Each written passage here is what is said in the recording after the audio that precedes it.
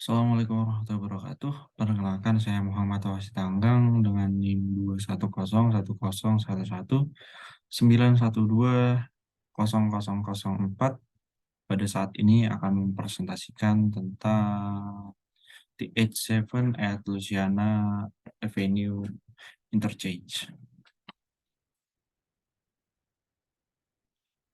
Berikut adalah latar belakang dari TH7 at Louisiana Avenue Interchange. Simpang 7 Louisiana Avenue adalah jalan raya dengan klasifikasi arteri primer yang menghubungkan sejumlah pusat pekerjaan dan simpul komersial ke pengembangan perumahan di dalam kota Santo Luis Park, Minnetonka, Hopkins, dan Minneapolis. Di kawasan proyek, Simpang 7 merupakan jalan raya yang terbagi 4 jalur. Louisiana Avenue saat ini merupakan jalan raya 4 jalur yang tidak terbagi yang memotong Simpang 7. Persimpangan tersebut dikendalikan oleh sistem sinyal lalu lintas. Simpang 7 Louisiana Avenue secara konsisten mendapat peringkat tertinggi di MN Stop 200 Crash Course Intersection di Tang Highway. Seiring dengan peningkatan volume lalu lintas dan operasi persimpangan menjadi lebih padat, kejadian kecelakaan diperkirakan akan meningkat. Kemudian tujuan dari proyek ini adalah untuk menghilangkan persimpangan yang ada di TA7 dan Louisiana Avenue di Santo Luis Park dan untuk menggantikannya dengan persimpangan yang terpisah. Proyek ini penting untuk memenuhi kebutuhan transportasi dan keselamatan kawasan dan diantisipasi untuk mengurangi permasalahan bagi masyarakat yang berpergian. Louisiana Avenue berfungsi sebagai koridor utara selatan yang vital melalui kota, membawa 10.000 sampai 15.000 kendaraan per hari di lokasi ini. TS7 membawa 35.000 hingga 40.000 kendaraan per hari melalui persimpangan ini. Studi lalu lintas menunjukkan bahwa proyek ini diperlukan untuk kegiatan pembangunan kembali di masa depan, termasuk pengembangan penggunaan campuran secara keseluruhan dan perumahan dengan kepadatan lebih tinggi. Light Rail Transit atau LRT masa depan stasiun, dan perluasan rumah sakit terdekat. Selain itu, pengendara transit, pengendara sepeda, dan pejalan kaki akan mendapat manfaat dari peningkatan mobilitas ke pekerjaan, perumahan, dan tujuan lainnya. Untuk lokasinya ada di City of St. Louis Park, Minnesota, pinggiran kota lapis pertama di wilayah metropolitan Twin City bagian barat. Studi value engineering dilakukan pada 10 sampai 13 Agustus 2010. Ruang lingkup dari studi value engineering yaitu untuk memverifikasi atau meningkatkan berbagai konsep untuk proyek Simpang 7 di Louisiana Avenue. Untuk mencapai hal tersebut, tim value engineering melakukan beberapa hal. Yang pertama adalah melakukan tinjauan dan analisis menyeluruh atas isu-isu utama proyek dan desain konseptual menggunakan tim multidisiplin lintas fungsi. Yang kedua, fokus studi rekayasa nilai adalah untuk membantu dalam identifikasi. Yang pertama, alternatif yang akan meningkatkan mobilitas dan mengurangi konflik lalu lintas kendaraan dan non-kendaraan. Yang kedua, alternatif yang akan meningkatkan dampak terhadap pengembangan yang ada dan meningkatkan peluang untuk pembangunan masa depan atau pembangunan kembali. Yang ketiga, perbaikan sistem transportasi peka terhadap lingkungan yang memecahkan tujuan identifikasi dan kebutuhan. Kemudian dilakukan analisa proyek, cost model. Ketua tim value engineering menyiapkan model biaya dari perkiraan biaya baseline yang disediakan oleh tim proyek. Model disusun untuk mengidentifikasi elemen konstruksi utama, biaya perancang, dan presentasi total biaya proyek untuk item biaya yang signifikan. Model biaya yang jelas menunjukkan pendorong biaya untuk proyek dan digunakan untuk membantu tim value engineering selama studi. Kesimpulan berikut tercatat oleh tim value engineering mengenai biaya proyek ditunjukkan pada tabel berikut. Berikut adalah tabel cost model konsep dasar dengan item yang pertama jalan raya dengan biaya 6.526.500 dolar. Kemudian persen dari total 33%, kumulatif 33%. Kemudian engineering total 20% konstruksi dengan biaya 3.314.202 dolar. Dan persen dari totalnya adalah 17%, kumulatif 49%. Kemudian tanah terkontaminasi dan timbunan biaya 3.083.548 dolar. Persen dari total adalah 16% dengan kumulatif 65%.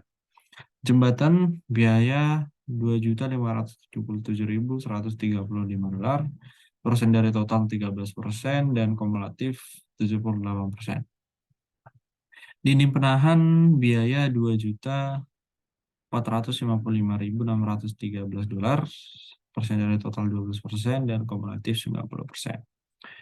Pagar galian dan timunan biaya $1.398.917, persen dari total 7% dan kumulatif 97%. Pagar median biaya $331,3, persen dari total 2%, kumulatif 99%. Dewatering biaya $198.000, persen dari total 1% dan kumulatif 100%. Dengan jumlah total dari seluruh biaya adalah $19.885.215 Kemudian analisis fungsi.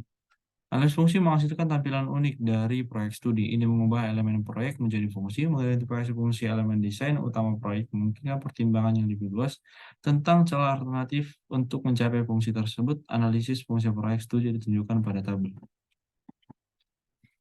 Item yang pertama adalah jembatan, verb, membentang, noun, jalan. Kemudian dilakukan pada HMA dan permukaan, verb, mendukung, menambahkan, noun, beban, jalur, jalan.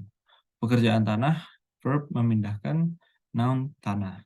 Kemudian item yang selanjutnya adalah dinding penahan, verb, menahan, noun, tanah. Kemudian bundaran, verb, menjaga, mengontrol, noun, akses, lalu lintas. Item, curb dan trotoar, verb-nya membuat, noun-nya pejalan kaki. Kemudian item, kontrol lalu lintas, verb-nya melindungi, menyampaikan, dan memelihara. Kemudian noun-nya pengguna atau pekerja, informasi, dan lalu lintas.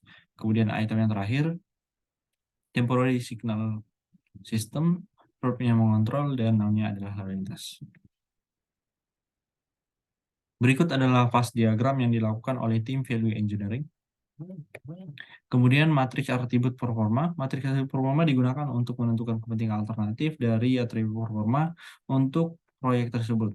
Pemilik proyek, tim desain, dan pemangku kepentingan mengevaluasi kepentingan relatif dari atribut performa yang akan digunakan untuk mengevaluasi ide-ide kreatif. Atribut ini dibandingkan secara berpasangan dengan mengajukan pertanyaan mana yang lebih baik, mana yang lebih penting untuk proyek. Kode huruf misalnya A dimasukkan ke dalam matriks untuk setiap pasangan. Setelah semua pasangan dibahas, mereka dihitung setelah menormalkan skor dengan menambahkan poin ke atribut dan persentasenya dihitung. Matriks atribut performa ditunjukkan pada gambar berikut. Kemudian untuk evaluasi ide. Proses evaluasi tim value engineering sebagai sebuah kelompok menghasilkan dan mengevaluasi ide-ide tentang bagaimana melakukan berbagai fungsi. Daftar ide dikumpulkan berdasarkan fungsi atau elemen proyek utama. Ide-ide ini dibahas sepenuhnya dengan keuntungan dan kerugian masing-masing didaftarkan. Proyek evaluasi mempertimbangkan 7 atribut yang mempertimbangkan aspek kunci dari kinerja proyek. Operasi jalur utama MO, operasi lokal LO, pemeliharaan M, dampak konstruksi C, dampak lingkungan, dan jadwal proyek S, dan risiko R.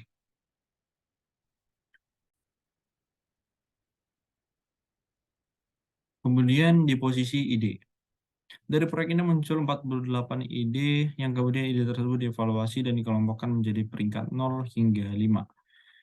Lalu ide yang dengan penilaian 4 atau lebih tinggi memiliki peluang yang besar untuk diajukan sebagai rekomendasi ide. Dapat dilihat pada tabel berikut adalah ide-ide yang akan dievaluasi berdasarkan rating. Kemudian rekomendasi.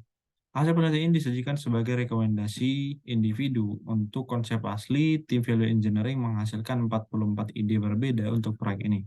Konsep ini dibandingkan dengan baseline yang dikembangkan oleh tim proyek. Konsep yang bekerja terbaik dikembangkan lebih lanjut oleh tim value engineering.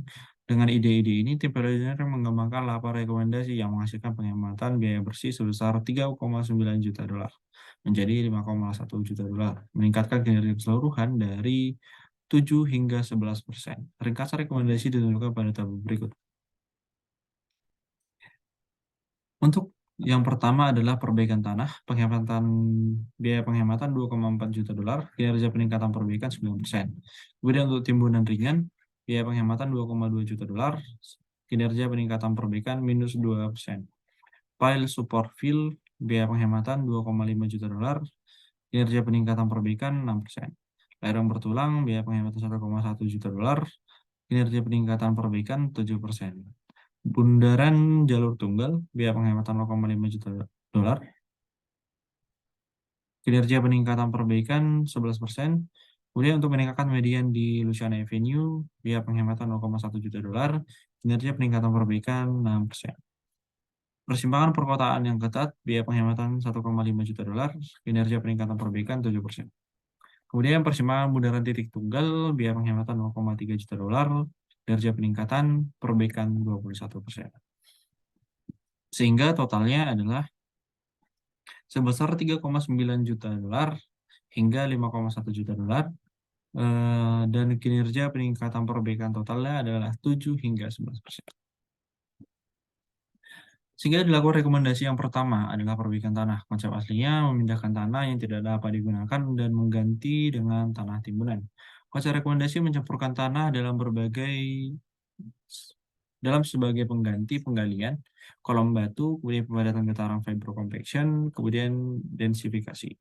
Keuntungannya mengurangi pembuangan tanah, potensi menghilangkan penambahan biaya, dan pengurangan tingkat kebisikan. Kekurangan memerlukan kontraktor khusus serta dapat memunculkan gelombang pada tanah. Biaya aslinya adalah sebesar 4,4 juta dolar, rekomendasinya 2 juta dolar, penghematannya sebesar 2,4 juta dolar. Rekomendasi 1B, timbunan ringan. Konsep aslinya memindahkan tanah yang tidak dapat digunakan dan mengganti dengan tanah timbunan. Konsep rekomendasinya timbunan ringan, EPS, geofarm, atau shredded tires jembatan di atas material yang dapat dimanfaatkan dengan tanggul isi yang ringan. Keuntungannya mengurangi jadwal konstruksi serta pemukiman dan penggalian. Kekurangannya adalah mempersulit desain item lain dan potensi risiko terkait campuran busa atau minyak bumi. Biaya aslinya 4,4 juta dolar, rekomendasi 2,2 juta dolar, dan penghematnya adalah sebesar 2,2 juta dolar. Rekomendasi 1C, file support field. Konsep aslinya memindahkan tanah yang tidak dapat digunakan dan mengganti dengan tanah timbunan. Hal ini diasumsikan membutuhkan terpal sementara dan menopang untuk mempertahankan penggalian yang stabil. Konsep rekomendasi, file support field menggerakkan atau memasang tiang pancang, beton atau baja, atau dapat menggunakan tiang coro, auger, atau kolom batu juga, di area di mana terdapat tanah yang dapat dimanfaatkan untuk merentang di atas material yang bermasalah. Keuntungannya menghasilkan penggalian serta risiko yang lebih rendah dengan konstruksi jembatan maupun penggalian. Kekurangannya kebisingan dan perlu kombinasi untuk tiang pancang yang akan digunakan. Biaya aslinya 4,4 juta dolar, rekomendasi 1,9 juta dolar, dan penghematannya sebesar 2,5 juta dolar. Kemudian untuk rekomendasi kedua adalah dinding cantilever beton, cast in place, CIP, jika diperlukan. Konsep rekomendasi mengganti dinding CIP dengan lereng curam yang diperkuat atau reinforced Stemmed Slope atau RSS jika diizinkan oleh jalur kanan jalan atau ROW. Tampak akan lebih lebar jika menggunakan lereng 70 derajat atau 45 derajat. Keuntungannya mengakomodasi pemukiman dan mengurangi waktu konstruksi. Kekurangannya meningkatkan peliharaan landscape. Biaya asli adalah 2,2 juta dolar, rekomendasi 1,1 juta dolar, dan penghematannya adalah 1,1 juta dolar. Rekomendasi ketiga, bundaran jalur tunggal. Rencana dasar ini memiliki 2 jalur di setiap arah di Louisiana Avenue di bawah jembatan Simpang 7 yang menghubungkan Bundaran Utara, Walker Street, ke Bundaran Selatan, Lake Santo. Kedua bundaran tersebut adalah 2 jalur. Konsep rekomendasi Louisiana Avenue dan bundarannya dibangun hanya dengan 1 jalur di setiap arah. Mereka dapat diperluas di masa depan ketika tingkat layanannya turun. Keuntungannya lebih mudah dinavigasi dari sudut pandang pengemudi serta mengurangi pembukaan kedap air. Kekurangannya, trollmeter perlu dipindahkan di masa depan. Biayanya dilakukan penghematan sebesar 0,5 juta dolar.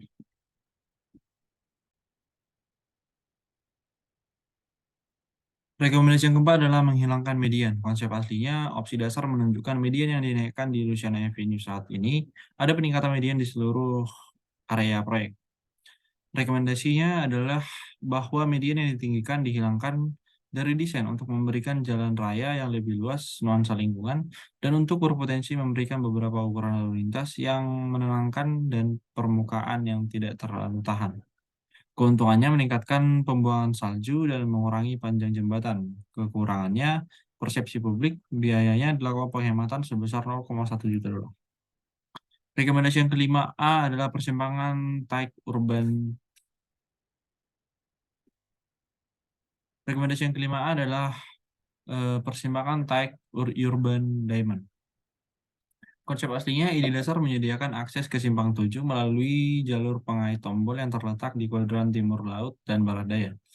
Konsep rekomendasinya menggunakan rencana dan profil yang sama sebagai ide dasar untuk simpang 7 dan Louisiana Avenue membangun persimpangan Urban Diamond yang ketat atau TUDI.